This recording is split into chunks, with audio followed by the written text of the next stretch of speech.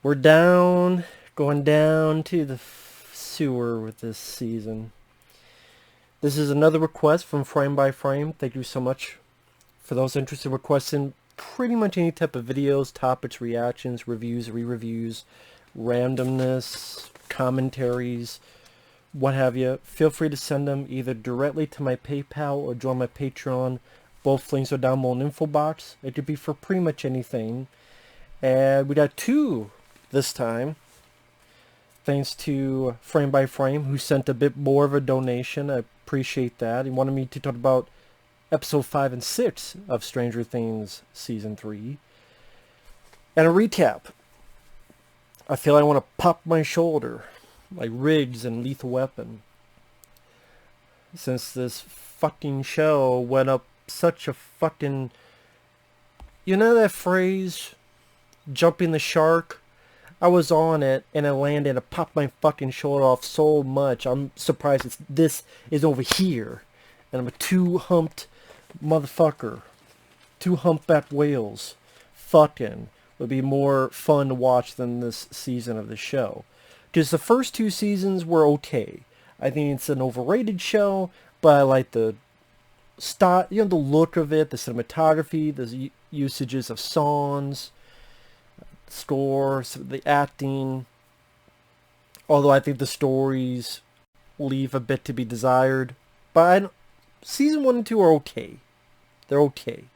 This is a train wreck where they wanted to go in a different direction, a much lighter tone, a much goofier tone.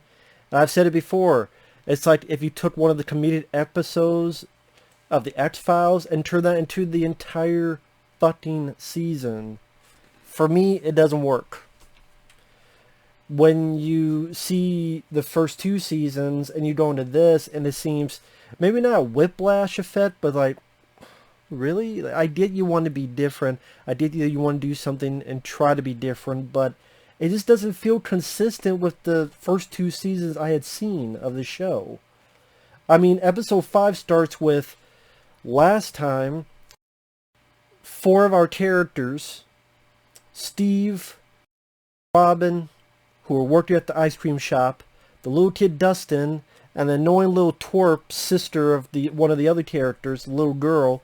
They're in this elevator going down, it stops, and Dustin says, "I fell on my groin." This is one of the first lines of the fucking episode. I fell on my groin. Well, it does feel like... Season does feel like he got kicked in the balls, so maybe that's appropriate. So, pretty much, their gist of the story in this episode, trying to figure out how to get out of this elevator. Then they get out of the elevator, they walk down a hallway, they see that there's these Russians and this base underneath the mall. And they too are trying to get to the other side, so to speak. The upside down world. Meanwhile, David Harbour, Winona Ryder, they enter this place. They escape this Russian hitman. The Russian hitman even goes to David Harbour, "You're a policeman.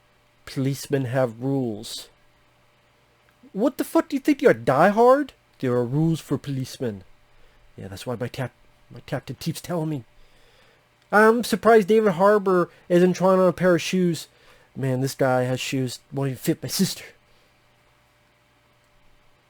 So David Harbour, Winona Ryder, and this scientist that they grab, they get out of there, they steep into the woods, they find a 7-Eleven, they commandeer this guy's car, and the guy with the car, he's dressed like Don Johnson in Miami fucking Vice. Then they go to the paranoid guy that we saw in season 2, the guy that was a Mike's sister and Will's brother went to in season 2. Like, "Oh, Barb. And the guy's, "Oh, it's the Russians." Only this time it is the Russians. They go to this paranoid guy for comedic... That's the thing. Okay, this guy's there for comedic effect, but the entire season has almost been for comedic effect. So it kind of seems redundant.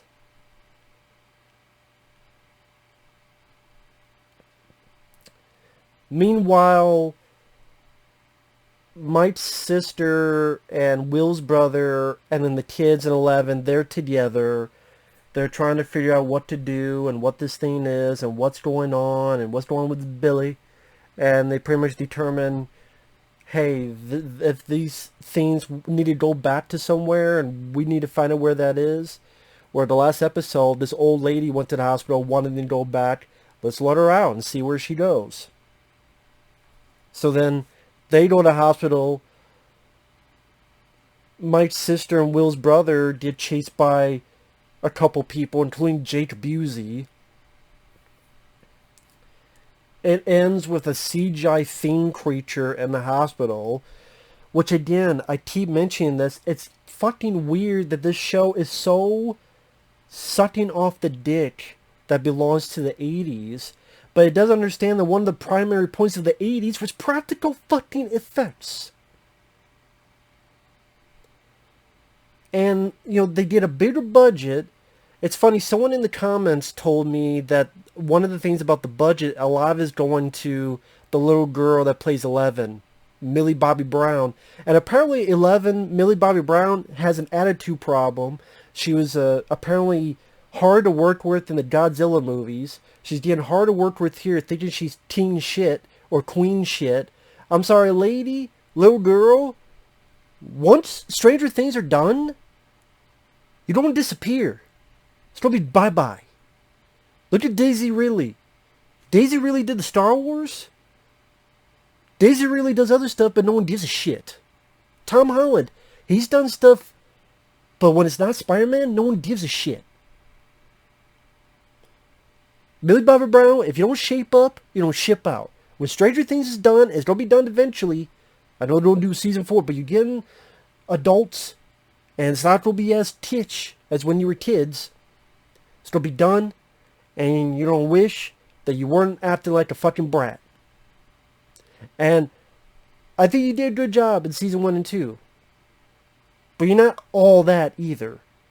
Especially in the Godzilla films. In King of the Monsters, you're okay. In Godzilla vs. Kong, you're nothing. You're a blip. No one gave a shit about your story in Godzilla vs. Kong. Even people who liked that film. I did not. Because I think there was not enough verses and the story wasn't on the verses. It was on this other stupid shit. I don't give a fuck. I don't give a fuck about the Inner Earth. I'll go watch The Core if I want to see the Inner Earth. As unrealistic as it is, I still have more fun with that movie. As stupid as it is. Anyway, that's tangent. But even people who liked the film, Godzilla vs. Kong, said that your shit was filet mignon nuts. Millie Bobby Brown? Maybe you should recast you with the actual Bobby Brown. Bring him back, put him in there, fix him up, rejuvenation, seen On Our Own from Ghostbusters 2. Maybe that would improve this fucking season.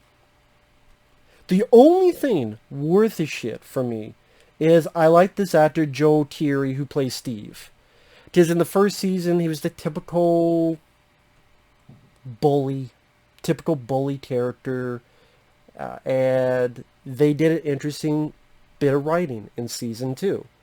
And you know what? They actually made it somewhat believable as the story went on. And he became one of the better parts of season 2. And he's one of the only things I could give a shit about in season 3. His acting, the way he reacts to his co-stars. He gets in a fight with a Russian, and he wins, and Dustin goes, "You did it! You actually won a fight!" That's the one moment I chuckled, one moment I smiled at, and that was earned. Not too bad. I liked it. I like his character. The one kid, Mike, who seemed like the star of season 1, he might as well not even be part. He's pretty much there to hold the leash, hold the baton, hold the skirt of Millie Bobby Brown's character, 11. That's really what Mike is there for. Will, he's there to help with exposition. The one kid, I already forgot his name. Not Dustin, not Mike, not Will. I already forgot his fucking name. Pretty much he's just talking about the one fucking... What the hell was that one girl's name? Max. Pretty much holding up the leash, holding up the... You know, holding his leash, I should say, for Max.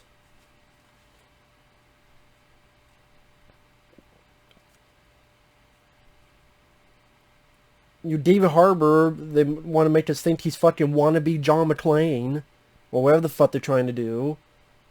The Russians, I get it, 80s, the Russians, but it just comes off as more goofy than anything else. And the monster has potential, the fact that its bodies, its host, will then break down into this goopy gore, and then slither into a pulsing mass. Triple, like a nice take on John Carpenter's The Thing, but it's done in shitty effects. Well, maybe they're not that, but it just, maybe it's not shitty, maybe that's too strong of a word. Because like The Amazing Bulk and some of these other low-budget films, those are shitty effects. This is just noticeable CGI when everything else is supposed to invoke the 80s so goddamn much that this just is a glaring blight. That you're trying to make the music, you're trying to make the sets, you're trying to make the nostalgic gumption of references of movies and dialogue, and but then it's like, why CGI? It just, no attempt at practical effects. But just the story. I don't care about the story. The story I give so little shits about. Billy is not an interesting villain, even though he's possessed. I don't give a shit one way or another. I'm indifferent. Wannabe Rob Lowe. Wannabe Zac Efron. I don't like the other characters don't really have much to do other than crappy comedy. And episode 6, you might as well skip the fucking thing. Really, that's what I wrote. Just I wanted to remember a few things. I said might as well skip it. I didn't skip it because it's a request, but I might watch it going, wow, this whole episode you don't even need to watch because you would not miss a fucking thing.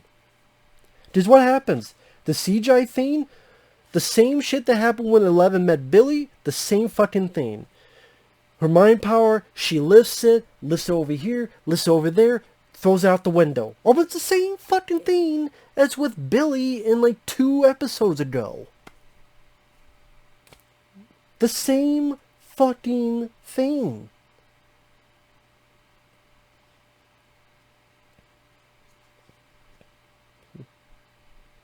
And then they go back, and then they want Eleven to find Billy.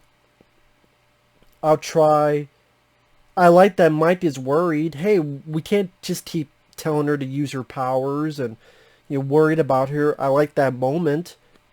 That shows a care that Mike has for Eleven, and that he sympathizes with her plight. And, you know, it is an idea that goes into your mind. You know, are these characters just don't keep using her like a weapon, like an object? And Mike kind of objects to that. Okay, I like that someone mentions that out loud, and he's the right character to do it. Okay, I like that part. But you know, the CGI of the thing, it pushes out the window like the same, just nothing uniquely imaginative, creative, or fun for action, for an action sequence. Steve and Robin in the Russian base under the mall, they get captured, and then they get injected with like truth serum. Might as well be that. And pretty much Steve gets beaten up, and they're just chatting, and really not much is said of importance that I gave much of a shit about. Dustin is going to try to rescue them, has that little annoying girl with them, and pretty much tells her, you're a nerd too. No, I'm not. Yeah, you like My Little Pony. Okay, and that show has dragons and all this other stuff, so yeah, you're a nerd too. Whoop-de-fucking-do. David Harbour and Winona Ryder are with the paranoid guy and then the Russian scientist. David Harbour lets him drive this car for a bit while Neutron Dance, which I remember for Beverly Hills Cop, about the Neutron Dance, is playing.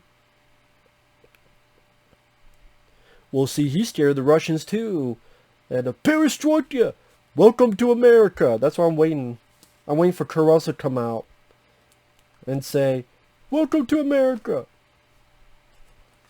No, I'm waiting for Kurt Russell to come out and go, this thing just fucking sucks. Just like this season fucking sucks.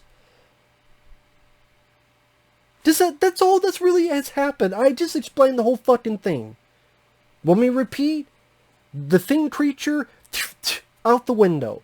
Go back home. Let me put on blindfold. Oh, 11 shouldn't do it. Okay, she'll do it. She listened to Billy. Oh, we feel bad about Billy because he had a bad past. Many people have. Again, Dustin goes through the air duct with the little annoying girl, who's the sister of one of his friends. The guy that I can't remember his fucking name. That's how worth the shit the character has been so far. And this entire series. This is the third season. This character is barely a fucking thing that I barely remember his fucking name. Other than he likes Max. That's it. And Max is an annoying fucking girl as well. Max seems like the type of girl that would burn her fucking bra and call someone sexist because he ate cereal the wrong fucking way. That's what this Max girl, annoying fucking bitch. Robin and Steve interrogated by Russians, injected, Dustin saves them. Does this like evil Russian interrogator, Dustin shocks him.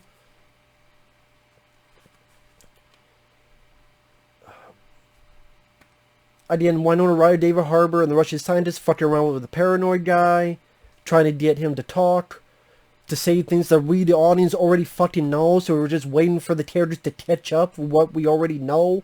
Yeah, that's fun. I'm sitting there waiting for the Russian scientist to tell David Harbour and Winona Ryder what the audience already knows is already 5 steps ahead. Yeah, that makes it fun or interesting for some reason. Not. And then 11 goes into Billy's mind, sees a little bit of his past, and Billy threatens that we're going to kill you and your friends. There you go. Again, you could completely skip that fucking episode. You wouldn't miss a fucking thing. You really wouldn't. So yeah, this season is a joke. This season is a piece of shit. It's coming from a guy that did not mind the first 2 seasons. It's just the story is lame. It's boring. The effects are lame. I did for an 80s consumption. Blatant CGI doesn't help.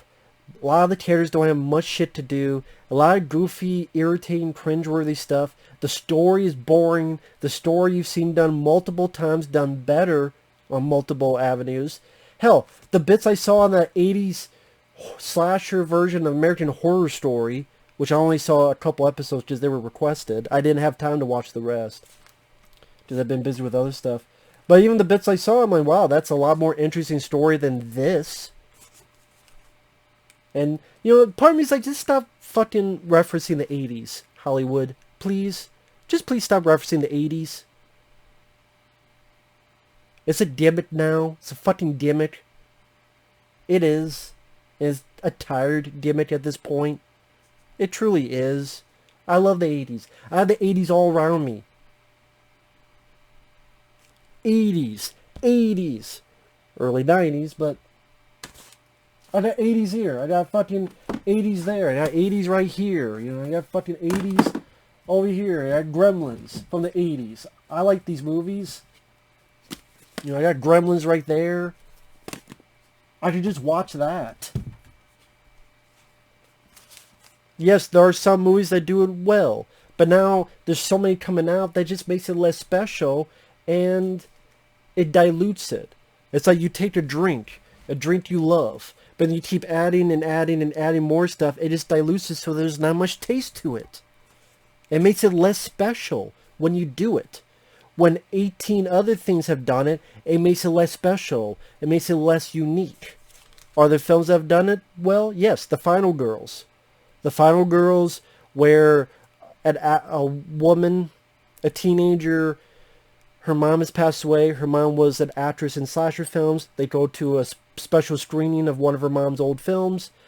Last Action Hero style, her and her friends get sucked into the movie. Yes, it should not have been PG-13, but other than that, had a lot of good heart to it, solid acting, fun movie, The Final Girls. Liked it. Cold in July, that was a thriller that took place in the 80s. Starring the guy who starred in the Dexter TV show, Michael C. Hall, Don Johnson. Again, pretty solid flick. That took place in the 80s. But a lot of times it's just, okay, you got the gimmick, you try to have the look, what else do you have? The first two seasons, at least, they were doing okay. The stories were not the strong, but the characters, and, it was moving it along here.